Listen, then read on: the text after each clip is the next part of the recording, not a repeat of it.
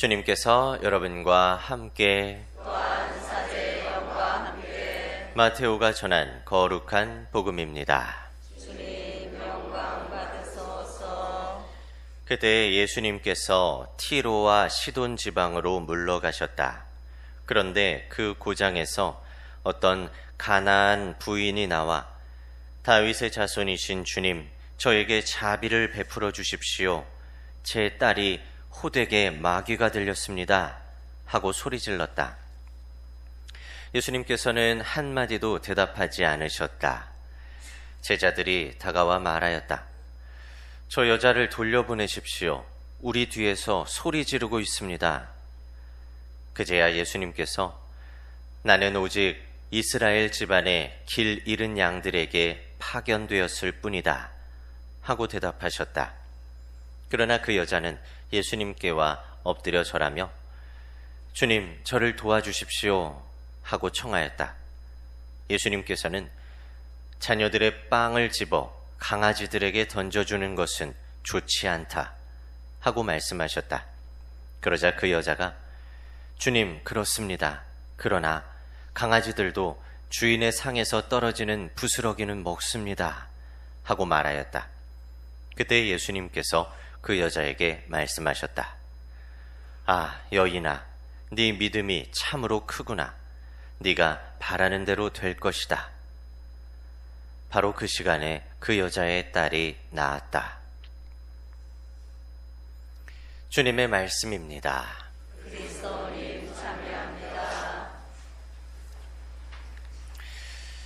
참 예수님, 하루 동안 잘 계셨어요? 네, 한 주 만에 뵙는 분도 계시지만 어제 대축일 미사 때 뵙고 또 연이어 이렇게 뵙게 되니까 저는 더 좋은데 여러분은 어떠실지 모르겠습니다.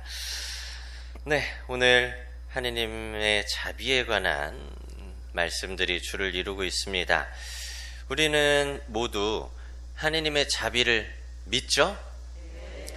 미사 때도 아까 자비송을 통해서 주님 자비를 베푸소서, 그리스도님 자비를 베푸소서, 주님 자비를 베푸소서라고 기도하셨습니다. 그리고 하나님의 자비를 믿기에 우리는 구회실에서 하나님께 죄를 용서받으려고 저곳에 들어가죠. 우리가 이렇게 하나님의 자비를 믿는다고 하는데 정말 그럴까? 한번 오늘 묵상해 보도록 하겠습니다. 만약에 기도가 오랫동안 응답받지 않으면 이제는 이렇게 기도해도 안 되는 건 아닐까? 하나님이 내 기도를 외면하시는 건 아닐까? 또 가족이 변하지 않으면 저 사람은 안 돼, 글렀어. 또 나 자신이 반복해서 계속 같은 죄에 걸려 넘어지게 되면 나는 더 이상 가망이 없어. 나 같은 게 이런 생각을 하면서 실망하게 된다면 어느새 하느님의 자비보다는 우리의 현실을 더 믿고 있는 셈이 되는 거예요. 오늘 새 독서에서는 하느님의 자비에 관해 말하고 있습니다. 이사야서에서 하느님은 이방인이라는 이유로 그들을 포기하지 않으셨어요. 또 이 독서 로마서에서는 예수님을 거부한 이스라엘마저도 끝내 포기하지 않으신다고 말합니다. 하나님이 이스라엘과 계약을 맺으셨어요. 쌍방의 계약입니다. 서로 간에 의무가 있어요. 이스라엘 백성은 하나님만을 믿고 그분께서 주신 계명을 지키며 살아가는 게 그들의 의무라면, 그렇게 한다면 하느님 편의 의무는 뭐냐면 이스라엘에게 복을 내려주시는 거예요. 그런데 정말 이스라엘은 한결같이 하느님을 계속해서 배신했습니다. 그러면 하느님은 이 계약을 파기시켜버리고 다른 민족들을 선택하실 수도 있으셨겠죠? 하지만 로마서에서 말씀하십니다. 그런 이스라엘마저도 하느님은 끝내 포기하지 않으신다고요. 그리고 복음에서 예수님은 가나안 여인을 처음에는 침묵으로 시험하시는 듯 합니다. 그리고 심지어 예수님이 이런 말씀을 하셨을까 싶을 정도의 모욕적인 언사까지 하시죠. 그 여인을 개 취급까지 합니다. 하지만 결국은 그녀를 외면하지 않으셨어요. 오늘의 새 독서가 한 목소리로 전하는 메시지는 하나입니다. 하느님은 누구도 포기하지 않으시는 분이라는 거예요. 제가 다른 분당에 있을 때 음식점을 하시는 쉬는 교우분을 알게 된 적이 있어요. 그래서 이제 밥을 먹으러 그곳에 자주 가면서 그분께 이제 다시 성당에 나오시기를 권면을 했습니다. 근데 잘 안 들으시더라고요. 가야죠 라고만 이제 말씀을 하시고, 그래서 이제 뭐 다른 교우분들이랑도 가고 또 다른 사람들이랑도 가고 하면서 그분이 다시 신앙생활을 하실 수 있도록 최대한 도움을 드리려고 했습니다. 어떻게 됐을까요? 제가 그 문당을 떠날 때까지 그분은 결국 성당에 안 나오셨어요. 그러면서 안 되겠다. 저분은 계속 쉬실 것 같은데 라는 생각을 하면서 그 문당을 떠나게 됐죠. 그리고 시간이 많이 지나서 어떤 본당에 있을 때 소식을 하나 들었습니다.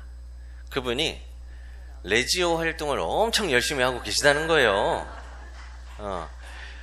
그런데 스스로 그냥 누군가의 권유도 아니고 스스로 성당에 나오셨대요.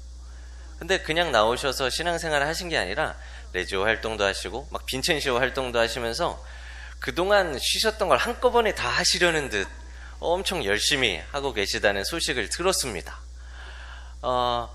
그게 모르겠어요.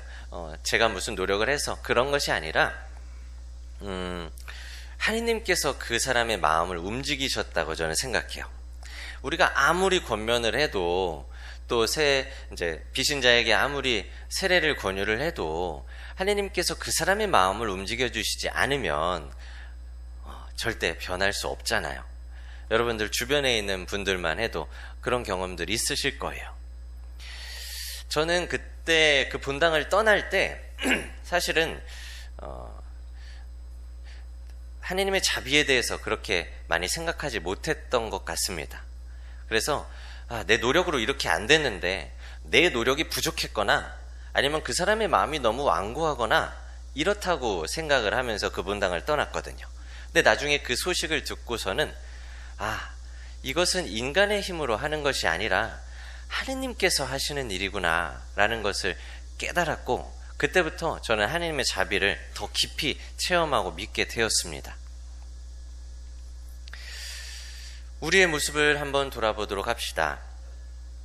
여러분은 혹시 가족을 포기한 적이 있진 않으세요? 또는 우리 부강 본당 공동체 안에서 갈등하고 있는 그 형제님, 그 자매님을 포기하지는 않았습니까?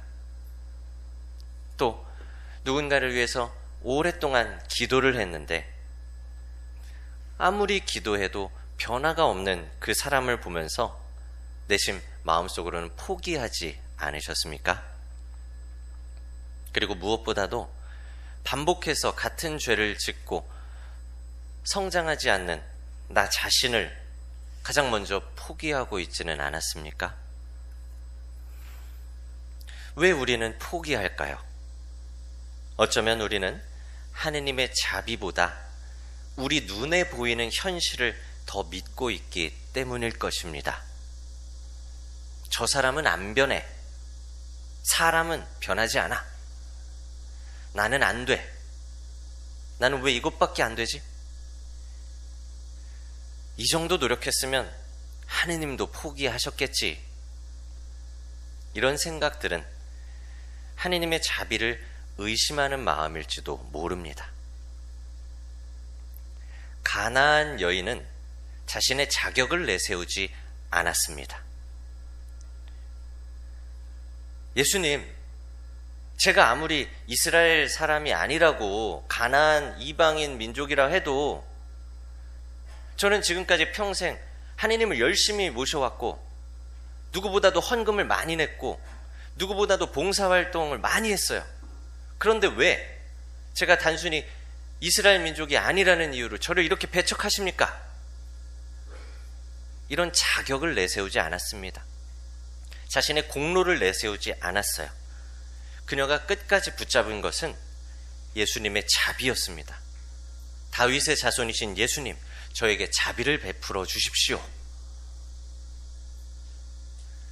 오늘 우리에게 하나님은 묻고 계십니다. 너는 정말 나의 자비를 믿고 있느냐? 라고요.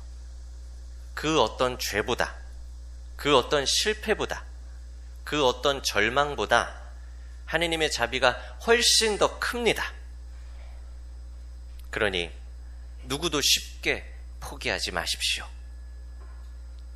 다른 사람도, 그리고 여러분 자신도 하나님께서는 아직 포기하지 않으셨기 때문입니다. 저 역시 누구도 포기하지 않겠습니다. 끝까지 하나님의 자비를 믿으며 그분의 자비 속으로 걸어 들어갑시다. 아멘.